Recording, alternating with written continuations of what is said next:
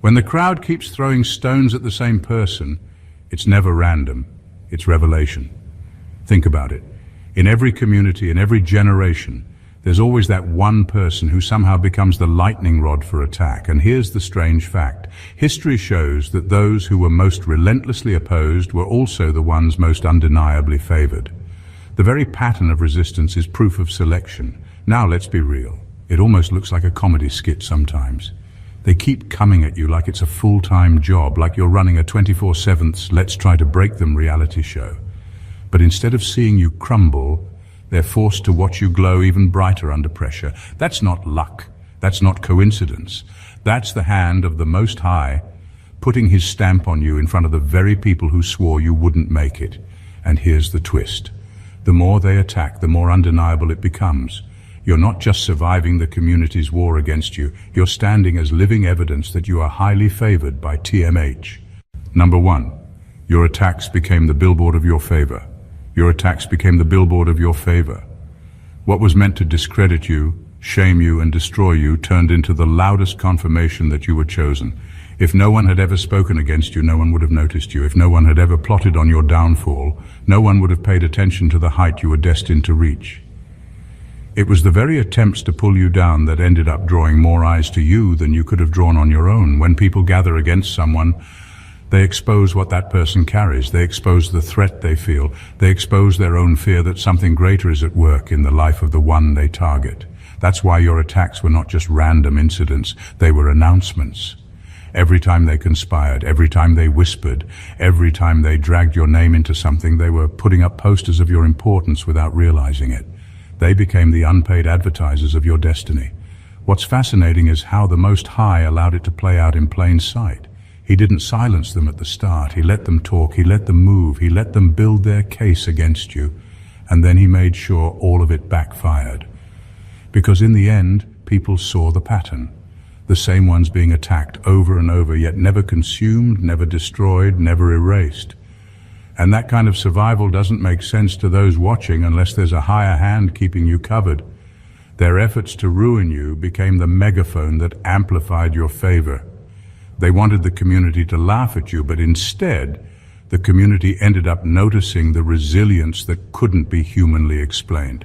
They wanted you dismissed, but you became undeniable. They wanted your story to end in shame, but the more they pressed, the more your story became about divine preservation. So yes, their attacks were cruel, unjust, and exhausting, but at the same time, they were your greatest evidence. Without intending to, they highlighted your value. Without wanting to, they spread your name further than you could have spread it yourself. And without knowing it, they proved to everyone watching that you were not just another target. You were a vessel favored and protected by the Most High. Number 2, they proved you were worth targeting. They proved you were worth targeting. That's the truth people don't like to admit. But it's right in front of us. Nobody wastes their energy on what doesn't matter. Nobody comes together to plot against someone who poses no threat. If you were ordinary, if you carried nothing unique, if you weren't marked with something greater, they would have left you alone. But the fact that they keep circling, keep talking, keep trying to trip you up is the clearest sign that you have something they can't ignore. The irony is that they think their attacks are proof of your weakness, when really their attacks are proof of your weight. It takes power to attract resistance. It takes influence to stir envy. It takes light to draw the kind of attention that makes people restless in your presence. Their obsession with you is a confession. Without ever saying it out loud, they are admitting that you are not just another person in the crowd. You carry something set apart. And the deeper truth is this: their hostility isn't about you personally, it's about what you represent. You stand as a reminder that favor can't be bought, that destiny can't be blocked, and that some people are chosen whether others like it or not. That reminder irritates them because it exposes the emptiness in their own striving.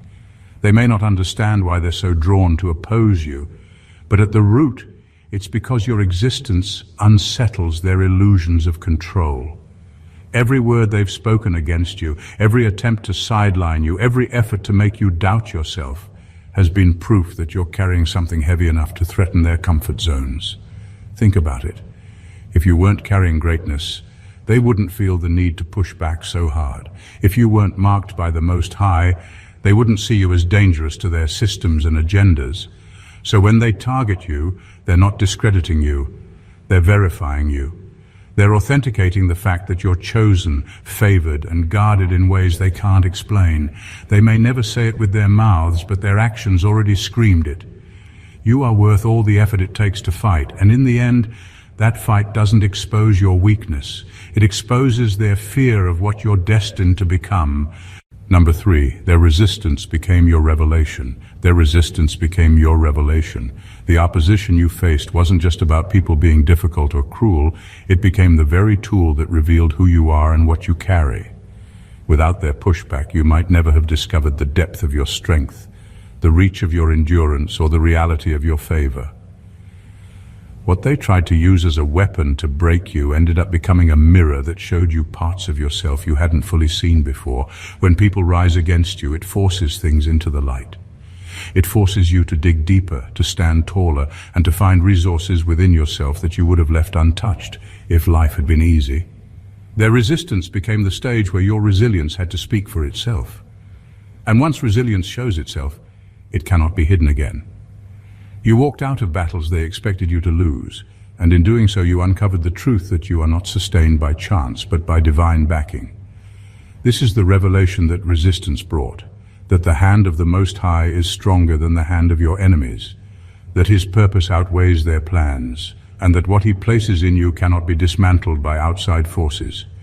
You didn't just survive their attacks, you learned from them. You saw with your own eyes that favor isn't just a word people throw around. It's a covering that holds even when everything is stacked against you.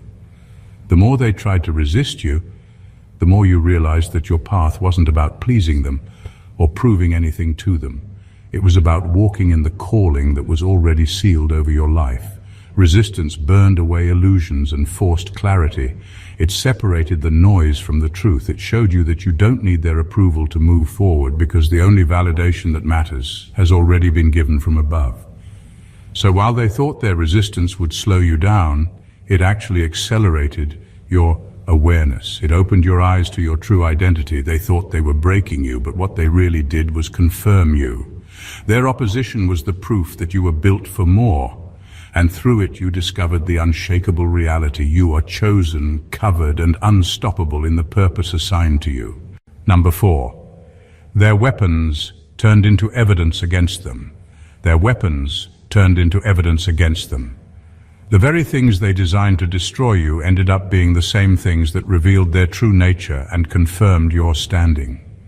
They thought they were being clever, setting traps in secret, spreading lies in the shadows, and crafting stories to paint you in the worst light possible. But what they didn't account for is that every weapon they raised carried fingerprints, proof of their own corruption. Every plot they set in motion became documentation, a record of their intent, and eventually undeniable evidence that exposed them for who they really were. What they meant to use to strip you of credibility actually strengthened your position. Each false accusation turned into a public showcase of their deceit. Each attempt to frame you highlighted their desperation. Each scheme they orchestrated became a paper trail of their obsession. Instead of destroying you, their weapons built a case against themselves. Without knowing it, they validated your innocence and proved that you weren't the problem. They were. That's how divine justice operates. The Most High doesn't just protect you from the arrow. He flips the script so that the arrow itself becomes proof that you were targeted without cause. The very effort they made to ruin you becomes a testimony to your endurance and favor. Their weapons didn't just fail, they exposed.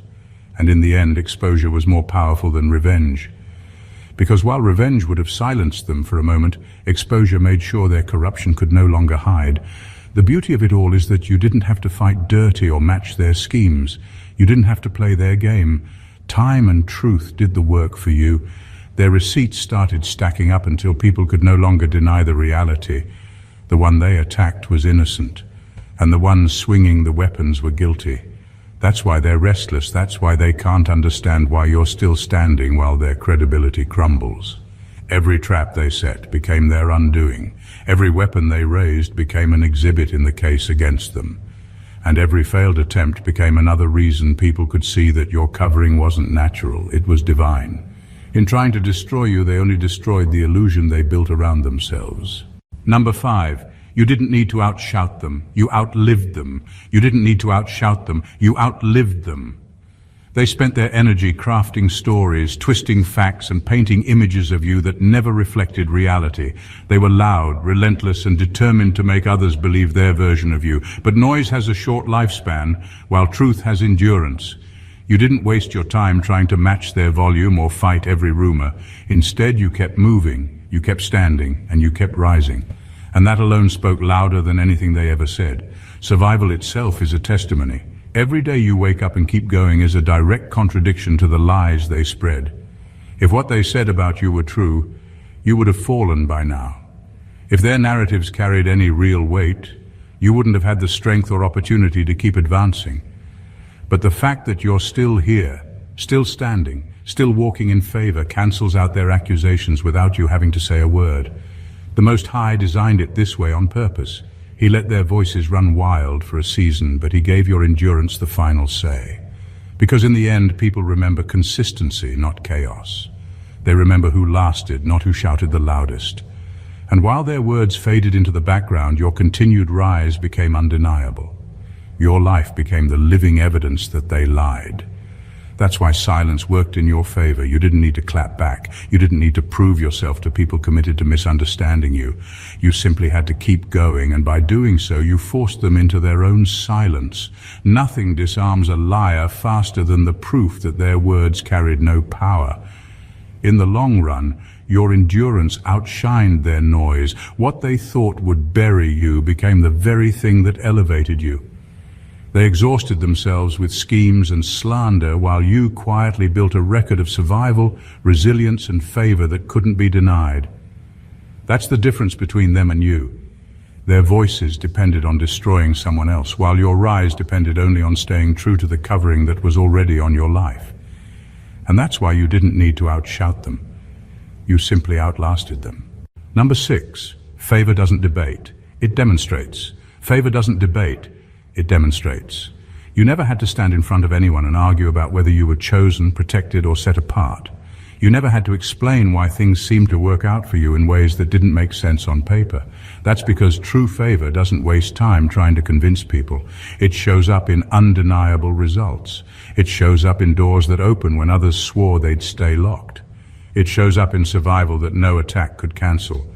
The Most High made it so that your life itself became the evidence.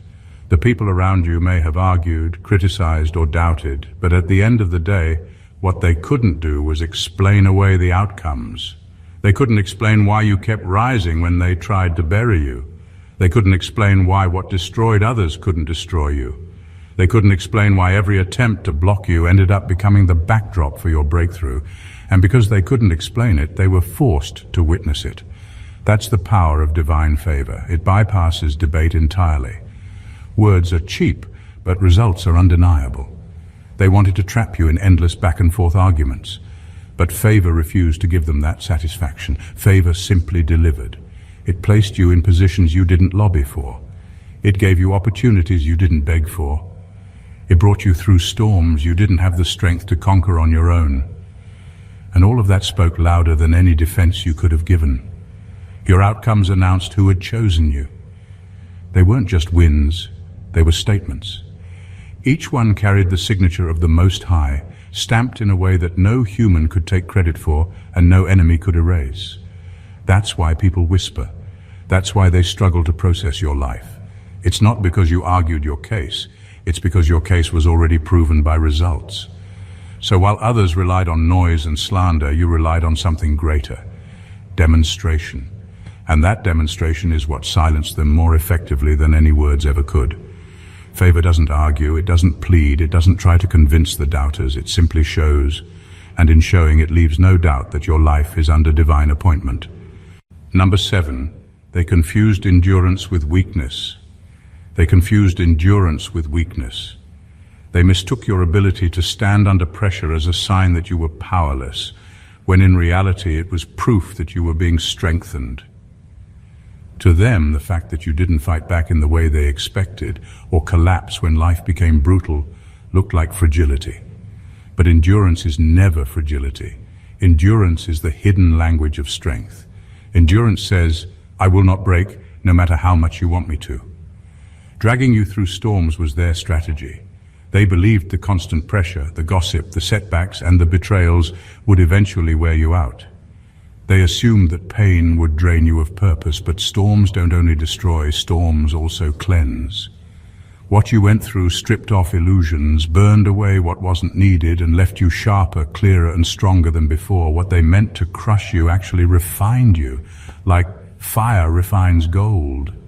And while they misread your quiet persistence as weakness, what was really happening was the amplification of your anointing.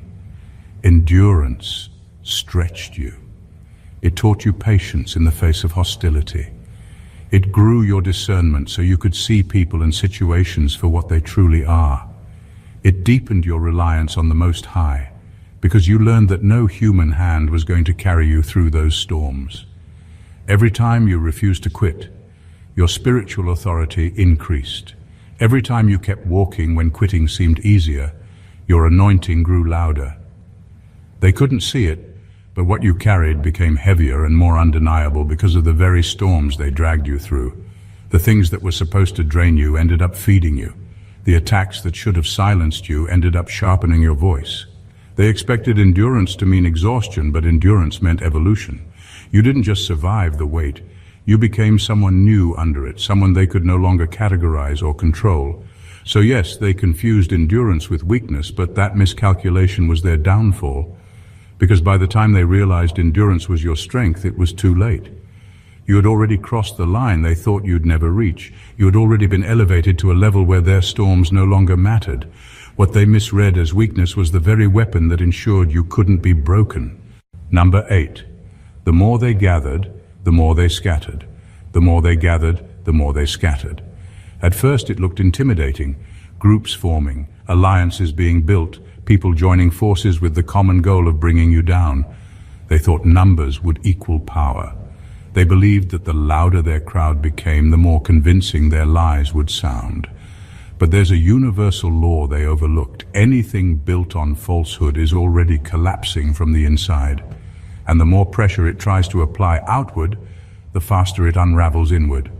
Their alliances had no real foundation. They weren't united by truth. They were united by resentment. They weren't standing on integrity, they were standing on jealousy, and bonds like that never last. They crumble under their own weight because deception has an expiration date. The moment truth steps into the room, lies start to eat themselves alive. That's why the very gatherings that were meant to overwhelm you ended up falling apart piece by piece. You didn't have to dismantle them yourself. Their disunity exposed itself. Their contradictions surfaced. Their motives clashed.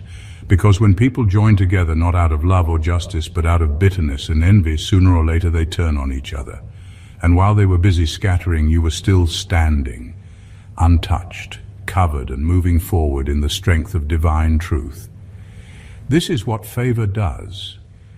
It allows your enemies to gather long enough to reveal themselves, but it never allows their gathering to prosper. They talk big, they move in groups, they strategize in circles. And yet, no matter how organized they appear, it all dissolves in time. Their energy runs out, their lies contradict, their unity fractures. And every time it happens, it highlights the contrast between what they built and what you stand on, because the truth is unshakable. It doesn't need numbers to back it. It doesn't need schemes to survive. It stands because it's rooted in the Most High. That's why you're still here. Their alliances dissolved, their crowds broke apart, and their plans collapsed, but you kept rising. Not because you fought harder than them, but because you were built on something they couldn't counterfeit. Their scattering was the proof that you were never outnumbered. You were divinely backed from the beginning. Number 9. Their rage was the mirror of their envy. Their rage was the mirror of their envy. That's the truth they'd never admit, but it's the truth their actions reveal. The anger they carried toward you wasn't born from anything you did to them. It wasn't about offense, betrayal, or even misunderstanding. It was about reflection. When they looked at you, they saw everything they secretly wished they could be. Resilience, favor, strength, light. and instead of being inspired, they chose to be bitter. Their rage was nothing more than envy disguised as hostility. Envy is a dangerous thing because it doesn't just look at what you have, it looks at what you represent. You represent possibilities they gave up on. You represent the courage they never had the discipline to grow. You represent the favor they can't manufacture, no matter how much they scheme or pretend. And standing next to someone like you becomes unbearable for them because it shines a light on the emptiness of their own efforts. Instead of dealing with that truth, they turn it into hatred. That's why their rage was so intense. It wasn't just about jealousy over surface-level things. It was deeper. It was about the fact that your existence forces them to confront their own limitations. You are living proof that the Most High elevates who He chooses, not who man approves. And that reality rattled them because it reminded them that no amount of plotting, lying, or posturing could secure the favor you walk in so naturally. What they despised in you was the very thing they craved for themselves, the peace that comes from knowing you're chosen, the boldness that comes from walking in truth, the endurance that comes from divine covering. Every time they lashed out, they weren't really fighting you. They were fighting the reflection of what they could never be. Their rage was their envy screaming back at them. So while they tried to convince others that you were the problem, all they really did was expose their own heart. Their fury didn't discredit you. It revealed you.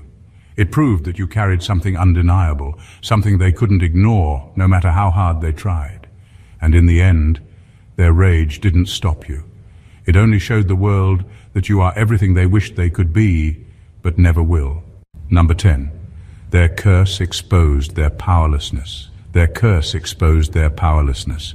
For all their talk, all their rituals, all their plotting in secret, the fact remains, if they had real power over you, their first attempt would have been their last. If what they spoke carried true authority, you wouldn't be here reading this, breathing, walking, and still rising. The simple reality of your survival is proof that their so-called power was never more than smoke and mirrors. Every time they tried and failed, they exposed themselves. Every curse they sent that didn't land became undeniable evidence that their strength was an illusion. They wanted to be seen as untouchable, feared and in control, but nothing reveals weakness faster than repeated failure. The harder they tried, the more obvious it became. They didn't hold authority over you, they only held resentment. And resentment has never been enough to conquer someone chosen by the Most High. It's almost ironic. Their curses were supposed to shrink you, but instead they shrank them. They shrank their credibility, their influence, their reputation. People started to notice a pattern. The one they cursed kept standing, kept growing, kept thriving, while the ones throwing curses kept unraveling.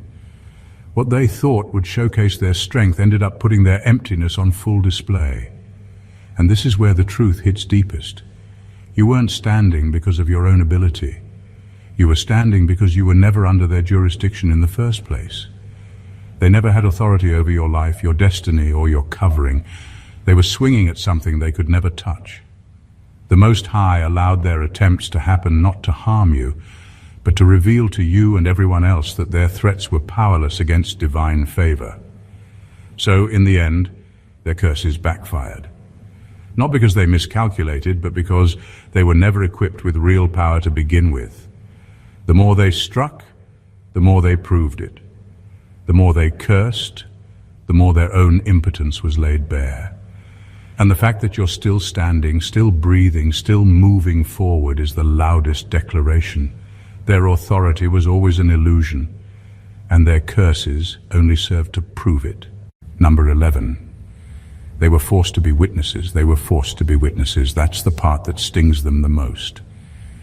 The Most High could have silenced them, moved them out of the way, or erased them from your path completely, but instead, He left them right where they were. Not because you needed their approval, but because your rise had to be undeniable. They had to see it with their own eyes. They had to watch the very story they swore would never happen unfold in real time, and there was nothing they could do to stop it. This was divine strategy. Their presence in your audience wasn't accidental, it was intentional. Every elevation you experienced, every breakthrough, every moment of survival was another front-row reminder that their words carried no weight and their curses carried no power. They were positioned not as participants, but as spectators, forced to see the hand of the Most High work in ways they couldn't deny. That's why their frustration grew deeper, the more you rose. It wasn't just that you succeeded, it was that they couldn't escape it. They couldn't rewrite the story because they were living in the middle of it. They couldn't deny your favor because it stared them in the face every time you overcame another obstacle. They weren't just bystanders. They were unwilling witnesses testifying against themselves. And here's the brilliance of it. Their presence ensured your testimony spread further. If only you saw your rise, it could have been dismissed as luck or exaggeration. But because they saw it, because they tried to stop it and failed, your favor became undeniable proof. Even their silence now carries weight, because silence, after so much opposition, is itself an admission of defeat. So the Most High didn't remove them, not because he needed their cooperation, but because he wanted their witness. He wanted them to sit in the audience as proof that no enemy is bigger than his will. He wanted them to see the difference between human schemes and divine purpose. And that's why their punishment isn't only in what they lost, it's in what they're forced to watch. Your continual rise, the very thing they swore would never happen, unfolding right before their eyes. Number 12. Your isolation was the stage for your recognition. Your isolation was the stage for your recognition. When they pushed you out, when they excluded you, when they tried to erase your presence from the circle, they believed they were burying you. They thought that if they cut you off from the group, your name and your influence would fade into silence. What they didn't realize was that isolation doesn't erase someone chosen, it magnifies them. By forcing you away, they cleared the noise, stripped the distractions, and unknowingly created the perfect backdrop for your favor to be revealed in full view. Sometimes the Most High allows separation because recognition can't happen in the crowd. In the crowd, your light gets contested, hidden, or diluted by noise and competition. But when you're placed in solitude, your light has nothing to compete with, so it shines in its rawest form. Your enemies thought isolation was punishment, but it was preparation. It positioned you exactly where you needed to be, so your favor could no longer be mistaken as anything other than divine. And while they whispered that you were finished, the truth was that you were just beginning. The very absence they celebrated became the stage for your unveiling.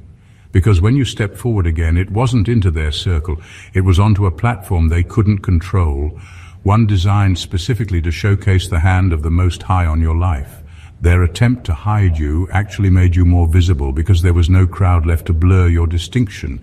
That's why your recognition carries weight. It wasn't granted by them, it was revealed in spite of them. They can't claim credit for your rise, and they can't pretend they didn't see it because they were the ones who created the conditions for it. Their exclusion pushed you into the exact position where your favor had to be undeniable.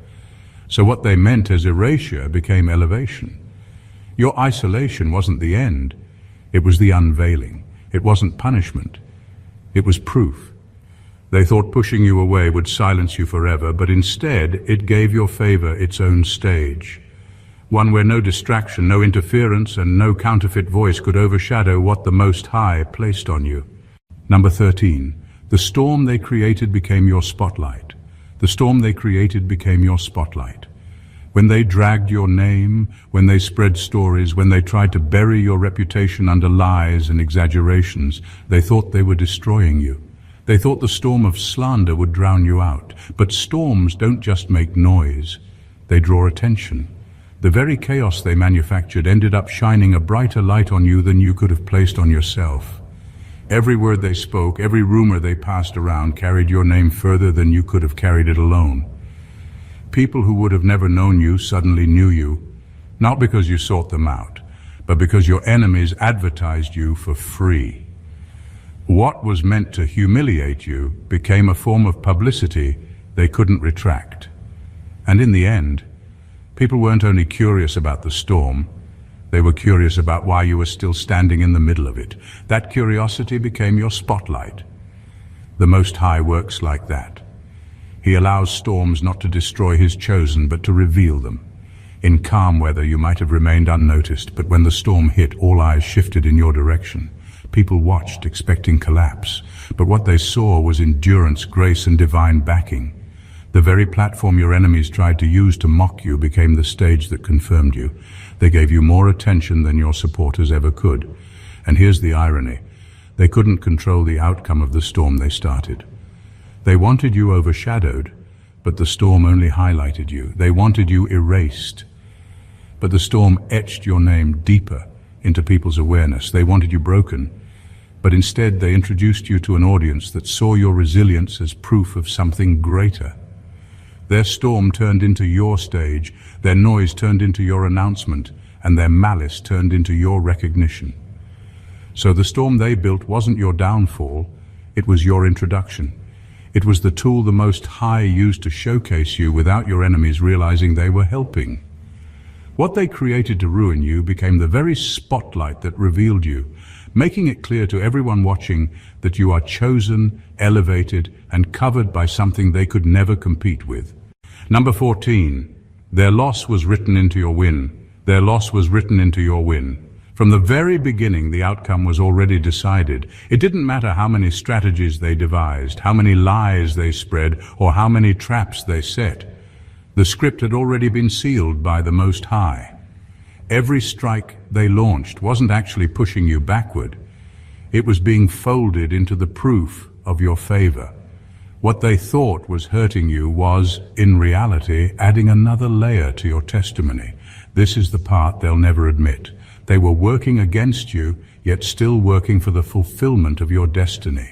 Every time they tried to pull you down, they were unknowingly pushing you into the position meant for you.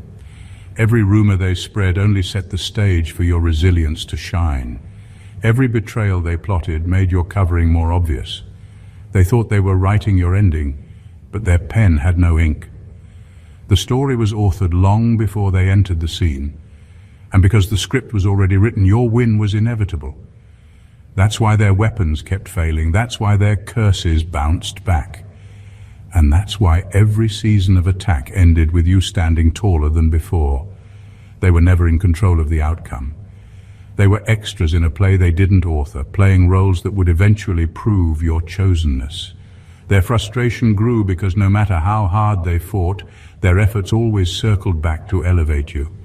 That's why they couldn't understand why your setbacks turned into setups, why closed doors reopened wider, and why what was meant to humiliate you ended up honoring you. What they saw as their triumphs were secretly entries in the record of their defeat. This is divine irony. Your enemies became the evidence.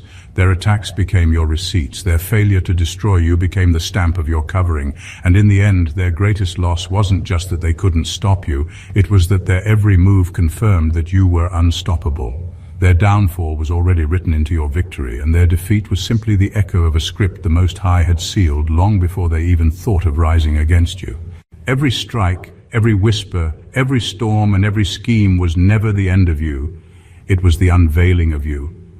What they meant for destruction became the very canvas that revealed your strength, your resilience, and most importantly, your undeniable favor with the Most High. Their alliances dissolved, their curses backfired, their rage exposed their envy, and their weapons turned into evidence against them. In the end, they were left not as victors, but as unwilling witnesses to your rise. The truth is simple. You were never defined by their narratives. You were refined by their resistance. You didn't just survive what they threw at you. You were elevated because of it. Every loss they plotted was already written into your win. Every attempt to erase you only etched you deeper into purpose. And every season of isolation became the perfect stage for your recognition. They thought they were burying you, but all along, they were planting you in the soil where your destiny could take root and grow. This is why your story carries weight, not because it was free of struggle, but because the struggle itself became the loudest proof of divine covering. You never had to outshout them because you outlasted them. You never had to debate them because favor demonstrated itself. And you never had to fear them because their power was an illusion from the start. So now, as they sit in the audience, forced to watch what they tried to stop, your life stands as living evidence, chosen, preserved, elevated, and unstoppable. Their downfall was woven into your destiny, and your rise was written long before their names were ever mentioned. You are not only proof of survival, You are proof of divine selection. And nothing, no storm, no curse, no enemy can rewrite what the Most High has already sealed. If this message spoke to you and revealed the power of divine favor in your life, don't keep it to yourself. Subscribe to the channel for more truth and revelations. Like the video to show your support, comment below to share your thoughts or experiences, and share it with others who need to see that no attack can stop what is divinely appointed. Your engagement helps spread this message of empowerment and purpose to those who need it most. Stay blessed, always.